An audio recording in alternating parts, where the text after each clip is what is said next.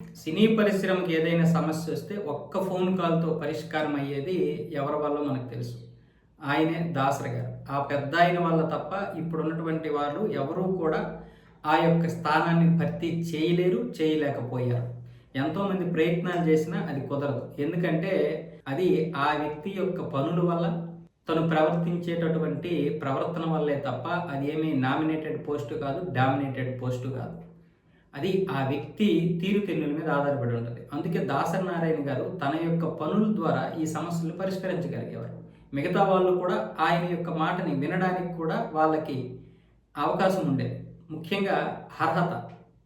అది దాసరి గారికి మాత్రమే ఉంది. మిగతా వారి మాట ఎందుకు చెల్లదు అంటే, ఆ యొక్క సమస్యను పరిష్కరించడానికి వారికి అర్హత లేదు అని అవతల వాళ్ళు నమ్మినప్పుడు ఆ సమస్య పరిష్కారం అవ్వదు. పైగా ఇప్పుడున్నటువంటి పరిస్థితుల్లో అన్ని గ్రూప్ రాజకీయాలు అయిపోయాయి. ముఠా రాజకీయాలు. ఇక్కడ ఎలా పరిష్కారం అవుద్ది అన్న విధంగా ఇప్పుడు తమ్మారెడ్డి భరద్వాజ్ అయితే ఒక ఇంటర్వ్యూలో నిన్న మాట్లాడారు. అది దేని గురించి, ఎవరి గురించి అన్నది మనకి స్పష్టంగా తెలుస్తుంది. అది ఎవరి గురించి అయినా కావచ్చు. కాకపోతే ఇక్కడ వేరే ఎవరైనా తీసుకున్నా సరే వాళ్ళ యొక్క మాట చెల్లదు. ఒకటైతే. రెండోది, ఒకవేళ ఎవరైనా సరే ఇప్పుడున్నటువంటి పరిస్థితుల్లో నేను పెద్ద మనిషిని అని ఒకవేళ పరిష్కారం చేయడానికి ప్రయత్నిస్తే అక్కడ ఆ వ్యక్తిని బకరాన్ చేసేటటువంటి పరిస్థితి.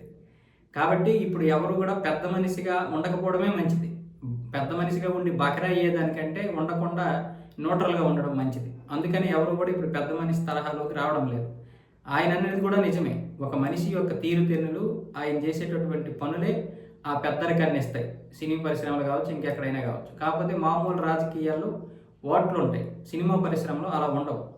అందుకే దాసరి గారి తన యొక్క పనుల ద్వారానే ఆ పెద్దరికాన్ని సంపాదించారు. కాబట్టి ఎవరైనా సమస్య వస్తే వెంటనే వెళ్తే ఇరు వర్గాలు కూడా ఆయన మాట వినేవి. ఆయనకి అర్హత ఉందని నమ్మేవి. అందుకే ఇరు వర్గాలు విని ఆ సమస్య చేసుకునేవి. ఆ సమస్యని పరిష్కారం చేసుకునేవి. ఇప్పుడు అలా కాదు కదా. అయితే తమ్మారెడ్డి గారు ఎవరి గురించి అన్నారు ఏంటి అనేది ఇక మీరు ఆలోచించుకోండి.